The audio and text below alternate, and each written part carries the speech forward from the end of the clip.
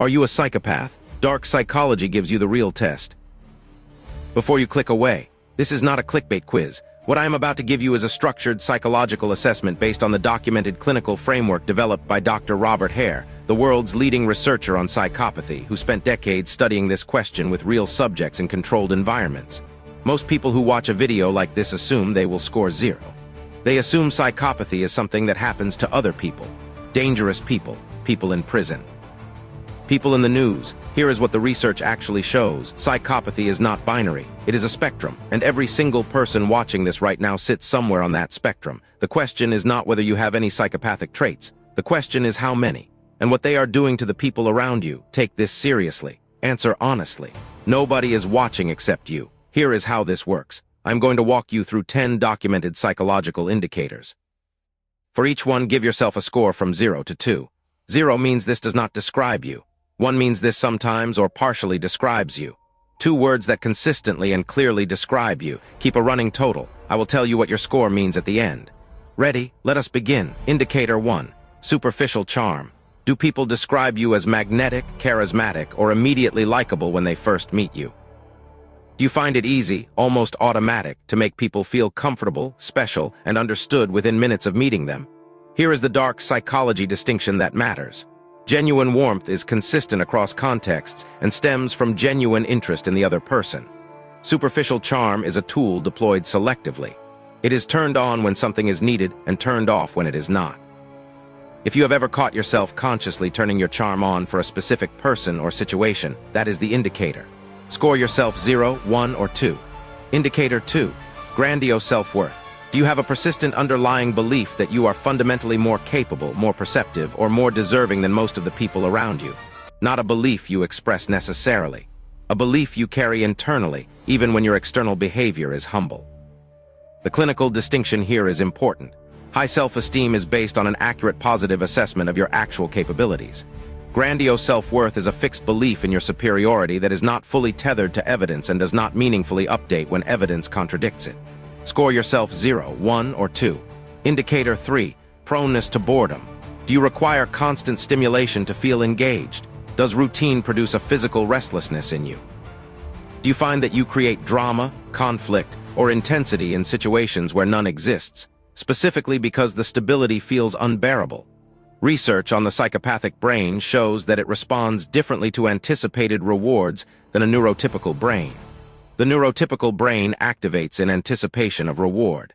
The psychopathic brain requires the actual presence of stimulation to activate. This creates a chronic need for escalation that neurotypical people around them often experience as exhausting and destabilizing. Score yourself 0, 1, or 2. Indicator 4. Pathological lying. This one requires genuine honesty with yourself, which creates an interesting problem if you score high. Do you lie when the truth would serve you equally well? Do you find lying easier than most people seem to? Do you sometimes lie for no clear reason, simply because the fabrication was more interesting or more convenient than the reality? The clinical indicator here is not lying under pressure or in self-protection. Most people do that. The indicator is lying as a default mode of communication. Lying that is automatic, comfortable, and not accompanied by the discomfort that neurotypical people experience when they deceive. Score yourself 0, 1, or 2. Indicator 5. Conning and manipulativeness. Have you ever deliberately manipulated someone to get something you wanted and felt no meaningful guilt about it afterward? Do you find it natural to identify what someone needs emotionally and then strategically provide a version of it?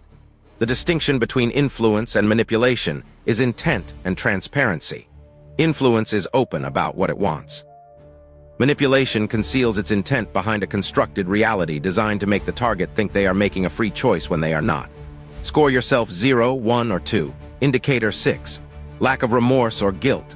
After you have done something that caused harm to another person, what do you actually feel? Not what you express, what you feel.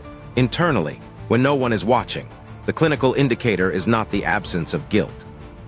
Most people with psychopathic traits have learned to feel guilt because they have observed that it is expected and socially required.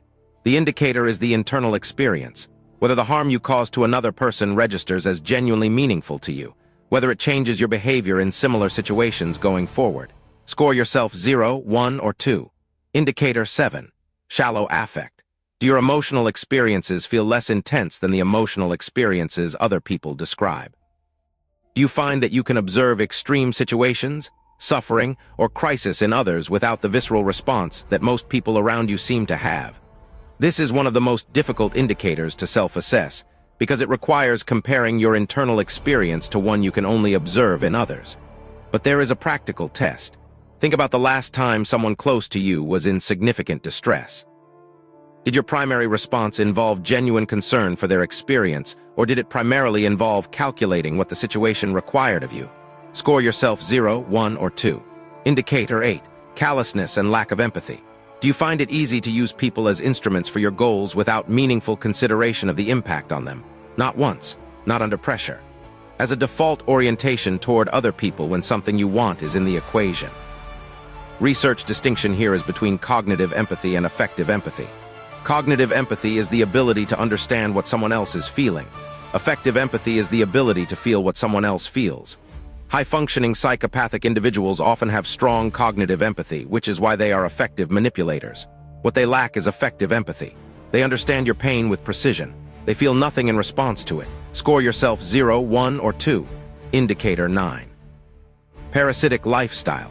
Do you have a pattern of allowing others to carry financial, emotional, or practical burdens that you are capable of carrying yourself? Not occasionally and not in genuine need. As a default strategy where other people's resources become your resources through charm, manipulation, or simply the path of least resistance. Score yourself 0, 1, or 2. Indicator 10. Poor behavioral controls. Do you have a pattern of impulsive reactions, particularly under frustration or perceived disrespect, that you later have to manage the consequences of? Do you escalate situations beyond what the trigger warranted? Do the people closest to you describe you as unpredictable in ways that make them walk on eggshells? Score yourself 0, 1, or 2. Put your pencil down. Add up your total. Here is what your score means, and I need you to hear this with full context before I give you the ranges. Score of 0 to 4. You scored in the range that most of the general population falls into. You have few to no significant psychopathic traits. The indicators that scored above 0 are worth examining for self-awareness, but do not indicate a clinically significant pattern. A score of 5 to 9. You scored in the subclinical range. This means you carry a meaningful number of psychopathic traits that are likely influencing your relationships and decisions in ways you may not fully recognize.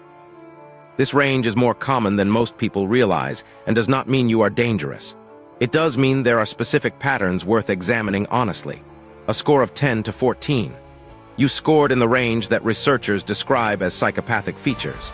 This is significantly above average and suggests that these traits are consistently playing a role in how you relate to other people.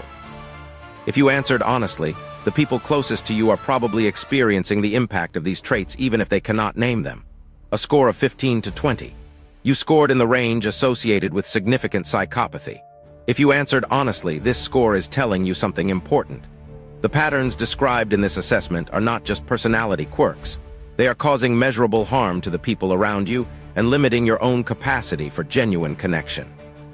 Here is the most important thing I want to say before this video ends. Wherever you scored, the fact that you watched this video and answered honestly is meaningful data in itself. Research on psychopathy consistently shows that the lower someone's capacity for genuine self-reflection, the less likely they are to engage honestly with an assessment like this one.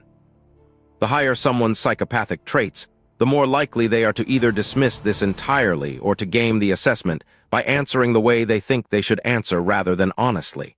If you found yourself genuinely uncomfortable with any of these indicators, that discomfort is not a sign that you are dangerous. It is a sign that you have a conscience. And a conscience, even an imperfect one, is the single most important factor in whether these traits cause harm or get examined and managed. The people who should be most concerned about their score are often the least concerned. And the people most concerned about their score are often the ones who have the least to worry about. Think about that. And if someone specific came to mind while you were taking this test, not yourself but someone in your life, the next video in this series gives you the complete dark psychology profile of how that person operates and exactly what to do about it. Watch the full series in order. The playlist is linked in the description. Every video builds on the last. Subscribe to Dark Psychology Exposed Lab and hit the bell so you never miss a drop. Drop your score in the comments right now. Just the number. Nothing else, and watch what happens in the replies. We expose what dark psychology hides.